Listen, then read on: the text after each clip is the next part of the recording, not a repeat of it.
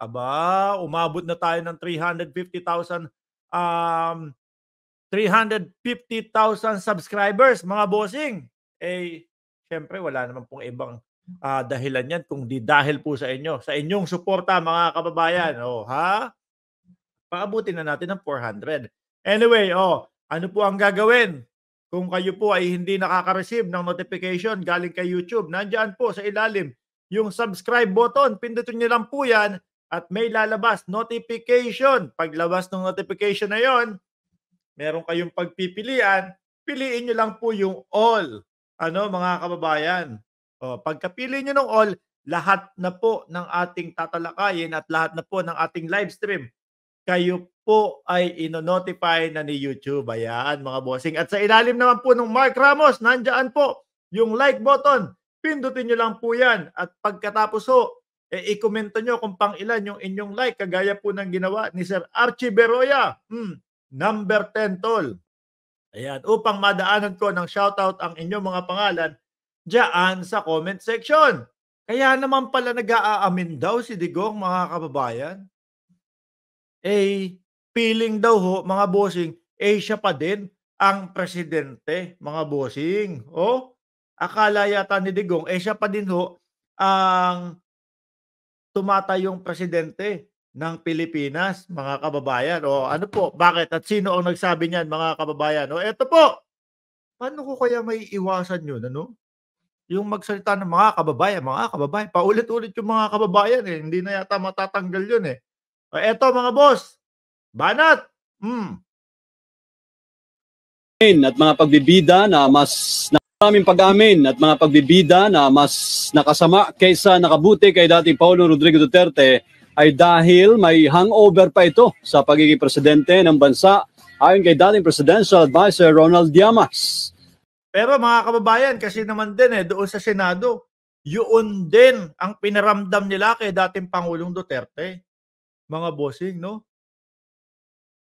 Natakot po sila, mga kababayan Ultimo nga yung pagmumura ng dating Pangulong Duterte hindi ho nila napigilan Ulti nga po yung pambabastos ng dating Pangulong Duterte sa institusyon ng Senado. Hindi nila pinigilan Di ho ba? Kaya ano mararamdaman nung dating Pangulo? Siya pa din ang presidente. At siya pa din ang masusunod. Nakita nyo naman po, yung pagiging matigas ng dating Pangulong Duterte. Kala mo nagsiga-sigaan no? Ano ginawa ng ating mga senador doon? Wala po. Binaby pa. No? Nagpahalata sila na sila ay takot sa dating Pangulo. Dapat ang turing nila dyan, ika nga nung ibang tao, mga kababayan, regular na tao, kagaya na po natin yan, mga bossing. Tuloy natin Sa kanyang panayam sa Politiscope, mukhang nawala na sa isip ng dating Pangulo na wala na siya sa kanyang pwesto o wala na siyang kapangyarihan kung kaya't malakas pa rin ang loob nitong magsalita.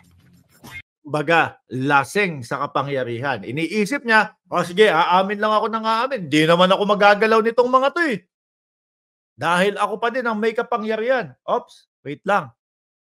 Wala na po, sir. No?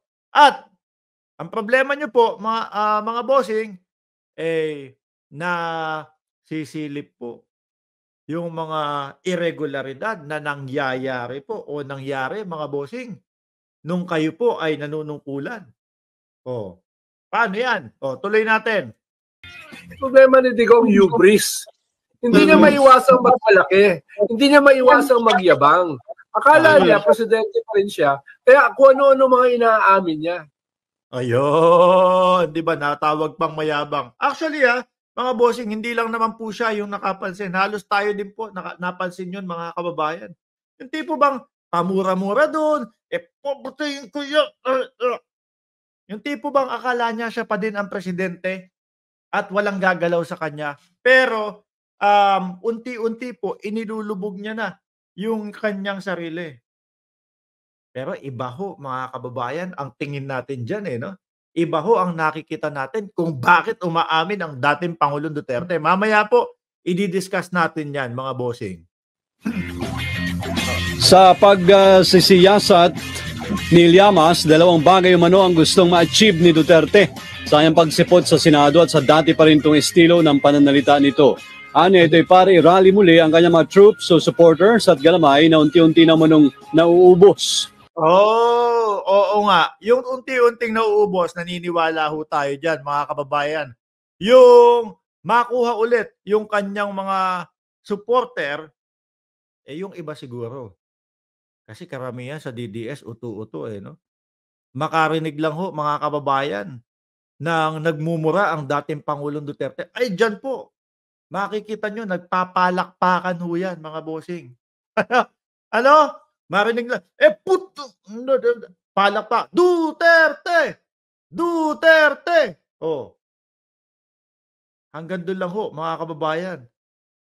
Hanggang doon lang ho, mga bossing. No? Makarinig lang po ng konting mura sa dating Pangulong Duterte, ay naku, nagpapalakpakan na ho yung tenga niyan. Tuloy pa natin, At para buhayin din ang template ng kanilang popularidad sa tao na kinagat noon ng publiko. Ang gusto niya, bago tuluyang mawala yon, i-rally niya yung troops nila. Di ba? Katulad ng ginagawa ni Trump sa US ngayon, di ba? Nirarally niya yung mga troops niya. Ikalawa ay para i-present ulit, kumbaga i-revive, no? Yung dati nilang template. Malabo na ho yun, mga kababayan. Lalo ho sa panahon ngayon, mga bossing, nagising ang sambayan ng Pilipino. Sandali yung pinapalakpakan natin dati, mali pala yung template na ginawa. Yung mga nagmamalaki, madami ang nahuli sa illegal na droga, meron palang mga reward system na nangyayari nung panahon. Pati yung mga hindi naman talaga totoong mga pusher, yung mga hindi totoong mga user, nadadamay po. Di ho ba, mga kababayan? So malabo pa po sa tubig kanal, mga bossing, na maibalik o bumalik pa yung kung ano yung ginawa nila nung panahon na sila ay nanunungkulan ho. Di ba? Sabi ni Corazon Norton, matagal ko nang na-realize yan. Gusto niya dito siya makulong kesa Estados Unidos. Sabi ni Gemma Raful, tinatawanan kasi nila, sir. Pag nagmura, nagyabang, akala nila maganda yung ginagawa. Hindi mga disente, no? Sabi ni Sir Archie Beroya, may tinutumbok yan. Magmasid at makinig tayo sa sinasabi ni ex-president. Mamaya natin pag-uusapan yan, sir. Tuloy natin. Na sinabi ni Robin Hood Padilla nung simula. Bakit may drug war? Para kanino ito? Etc. etc. Posible namang nalagay sa alanganin ang posisyon ng mga kandidatong senador sa ilalim po ng bagong Pilipinas ticket. Ito to. Diba? Actually, kahit hindi naman magsalita ang dating Pangulong Duterte, mga kababayan, ano ticket nila? Digong, piling presidente pa rin, admin senatorial bets, nasa alanganin. Bakit kaya? Ang alam ko na alanganin mga bossing, yung PDP laban. Sa mga survey hindi natin makita yung mga kanilang mga pangalan. Si Bato de la Rosa, si Bongo, sino pa? Yung singer, si Jimmy Bondoc, si Ipe. Wala, hindi natin makita yung kanilang mga pangalan sa survey. Yun ang alam ko, mga kababayan. Pero sa senatorial bets naman po ng administrasyon, hindi ko naman lalahatin yan no? Mamimili lang ako ng kung ilan dyan. Bakit mga bossing? Nabiktima na tayo ng budol dati. No?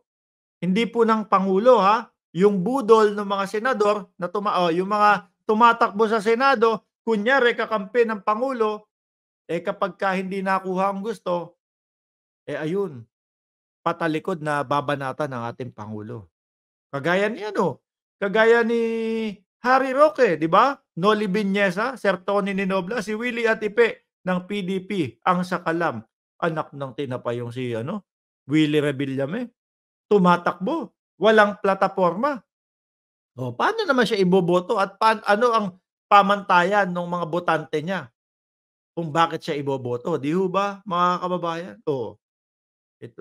Dating Pangulong Duterte ulit.